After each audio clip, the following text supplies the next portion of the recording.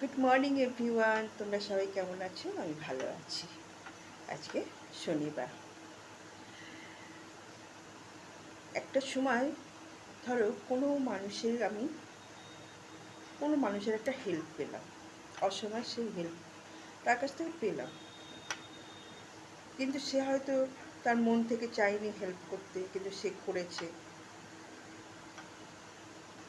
কিন্তু আমি সেই হেল্প করার জিনিসটাকে আমি মনে রাখবো।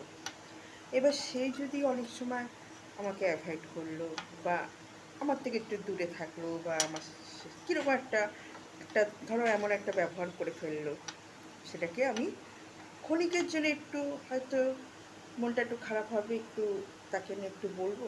তারপরে তার কিছুক্ষণ পরেই আবার ভাববো, সে তো আমার অসময়ে একটু কাজে লেগেছে,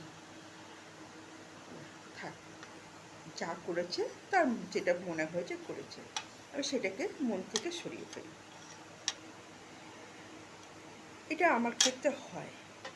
এবার সবার ক্ষেত্রে সেটা হয় কিনা জানি না, তবে আমি এটা সবসময় আমি মাথায় এই জিনিসটা রাখি, যদি সে আমার সাথে খারাপ ব্যবহার করতে কী হয়েছে, অসময়ে তো আমাকে কাজ মানে আমার কাজে লেগেছে, আমি তার কাছ থেকে তো একটু সাহায্য অন্তত পেয়েছি, হয়তো মন থেকে না চাইলেও তো পেয়েছি।